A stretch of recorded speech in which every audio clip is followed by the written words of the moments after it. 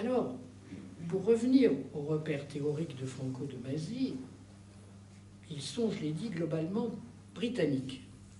Néanmoins, 2 chapitres de son livre ont retenu mon attention, montant son ouverture d'esprit, ses références en quelque sorte sur mesure, le contraire d'un prêt-à-penser, m'a fait penser à Joyce McDougall qui disait « Moi, quand quelque chose m'est utile, je le prends ».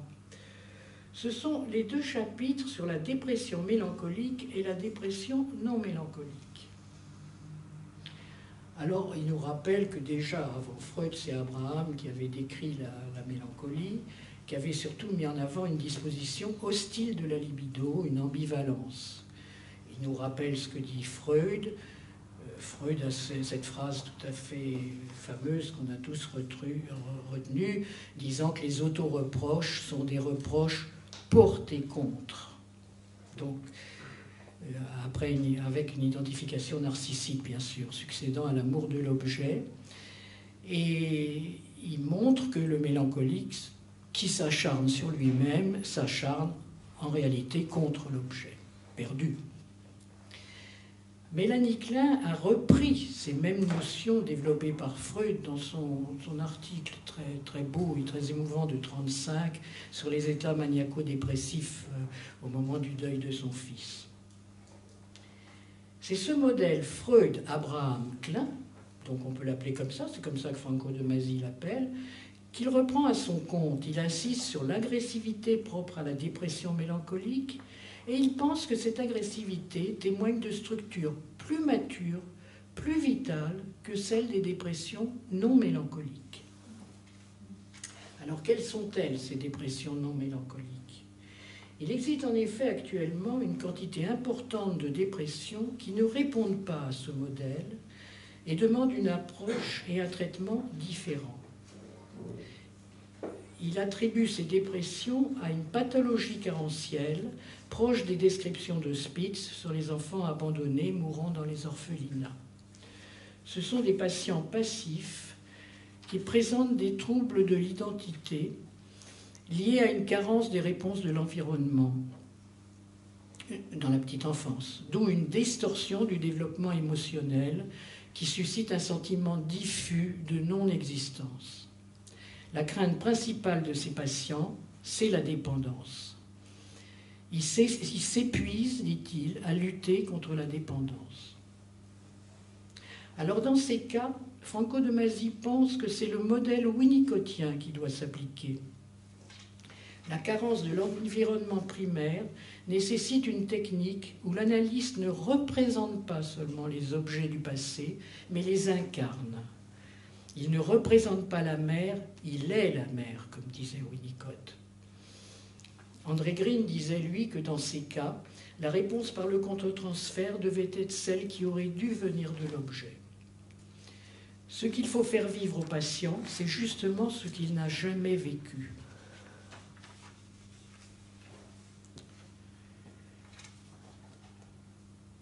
Alors, il y a enfin un autre concept dont je voudrais parler, c'est celui de refuge psychique qu'utilise Franco de Masi. Il distingue cette notion des fantasmes qui appartiennent, eux, à l'ère transitionnelle normale ou à la rêverie de Bion. Dans ces 2 cas, on pourrait parler de jeu. On sait bien que dans le jeu, un enfant ne fait pas de confusion entre le jeu et quand c'est pas de jeu.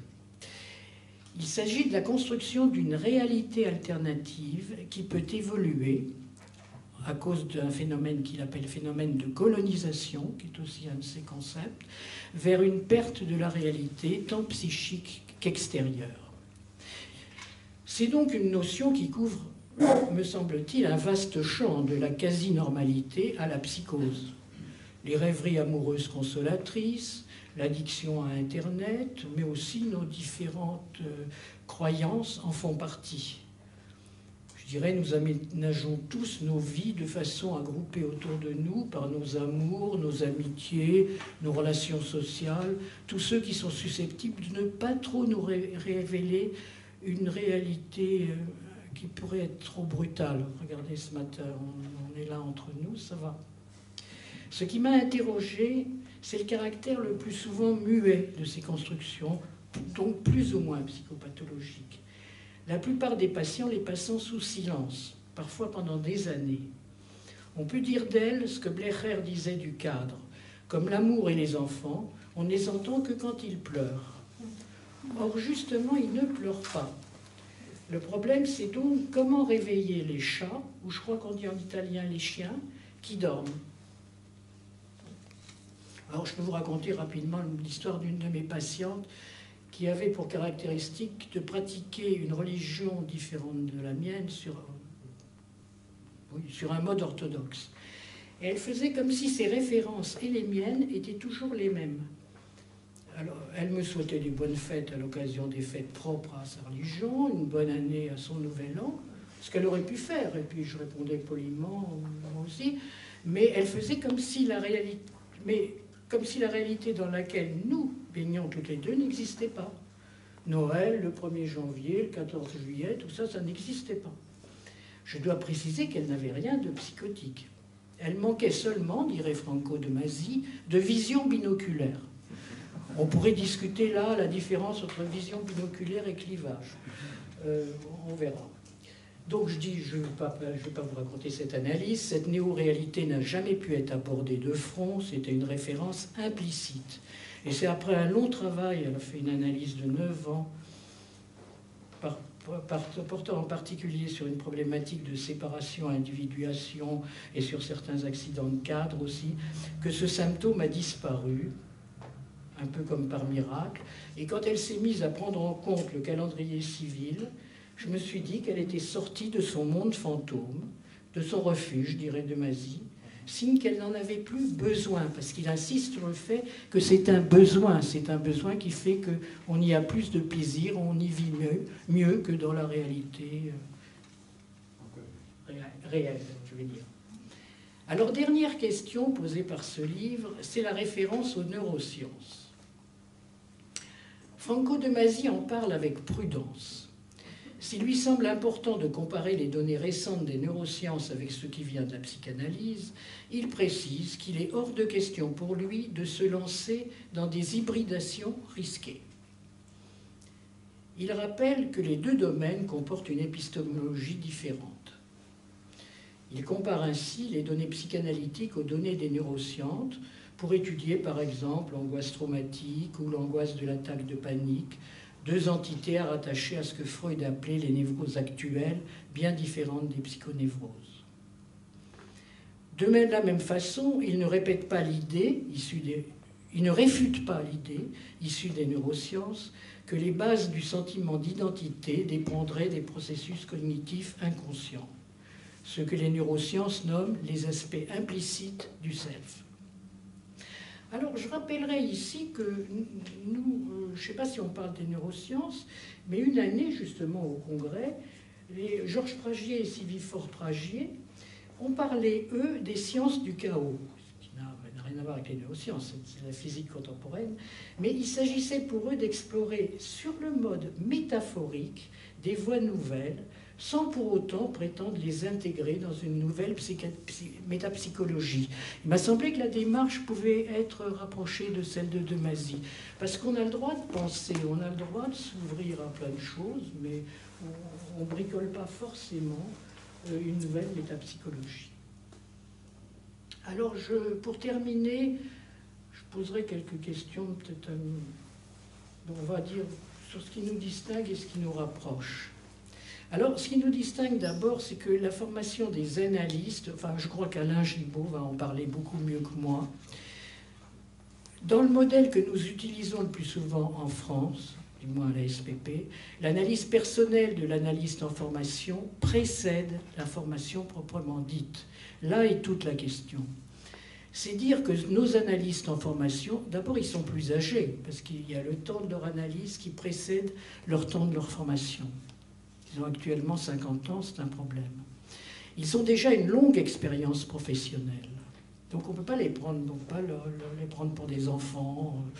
Les entretiens dits d'admission que nous pratiquons ne visent pas leur connaissance théorique, mais apprécient un processus interne, l'acquisition d'un insight dont on espère qu'il ira en se développant grâce aux supervisions, grâce à la fréquentation des différents séminaires, grâce aux échanges portant sur la clinique et à la réflexion clinico-théorique, etc. C'est-à-dire, on estime qu'ils sont dans un mouvement qui est déjà commencé de par leur analyse personnelle et que la formation poursuit ce processus. Alors, si nous n'avons pas, c'est dire que nous ne leur proposons pas de leçons de psychanalyse à caractère obligatoire. C'est sûrement là une grande différence avec le modèle italien. Si certains séminaires dits d'initiation sont proposés et même fortement conseillés, les analystes en formation choisissent librement les séminaires qu'ils fréquentent en fonction de leur évolution personnelle. Alors je terminerai, c'est peut-être un peu mal élevé, vous me le direz Franco, sur nos références théoriques en France, qui sont plutôt freudiennes, avec quand même des incursions chez Mélanie Klein, Winnicott et Bion, et nous avons même des membres qui sont bioniens, winnicottiens, etc. Mais c'est pour dire que pour nous, le complexe d'Édipe et le complexe de castration sont des références fondamentales, même si on considère qu'ils sont à advenir chez certains patients. Pourquoi? Parce qu'ils reprennent dans l'après-coup les expériences primaires et sont donc non seulement des stades de l'évolution sexuelle d'un certain modèle, mais pour nous, ce sont des structures organisatrices du psychisme, et nous y tenons beaucoup. Alors, la mère suffisamment bonne de Winnicott, la mère capable de rêverie de Bion, c'est quelqu'un qui, pour nous, pour moi en tout cas, doit être capable également de la censure de la menthe qu'a décrit notre cher collègue Michel Fin. C'est dire qu'elle doit pouvoir également désinvestir le bébé pour redevenir femme. Ce sont là non pas seulement des comportements, elle ne passe pas d'une chambre à l'autre comme ça en courant, mais des variations de son psychisme, j'y insiste beaucoup. Parce qu'il nous semble que ça, c'est organisateur de la psyché de l'enfant, c'est notre point de vue. C'est dire l'importance donnée au père, pour nous, et à la tiercéité. Si un bébé, ça n'existe pas sans la mère, disait Winnicott, nous pensons, enfin moi, toujours avec André Green, qu'un couple mère-bébé, ça n'existe pas. Il y a toujours un père quelque part. Même parti, même mauvais, même tout ce qu'on veut. Il y a un troisième terme. Voilà. Merci.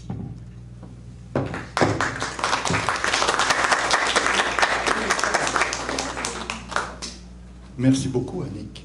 Nous t'avons écouté avec une grande attention parce que tu nous as, je dirais, communiqué vraiment l'esprit du livre de Franco de Masi et en quoi il ouvre à une réflexion qui peut nous concerner, même si on pense parfois différemment sur certaines questions. Et pour moi, c'est essentiellement cela qui constitue la richesse de nos échanges en fonction, je dirais, pour utiliser cette référence de Franco de Masi, nos différents modèles théorico-cliniques.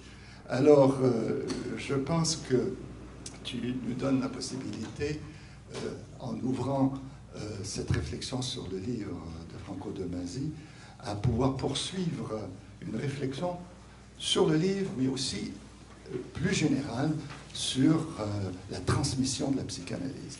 Alors, je vais maintenant donner la parole à Franco de Masi, qui va réagir donc à ce que Annick Sebon vient de nous communiquer.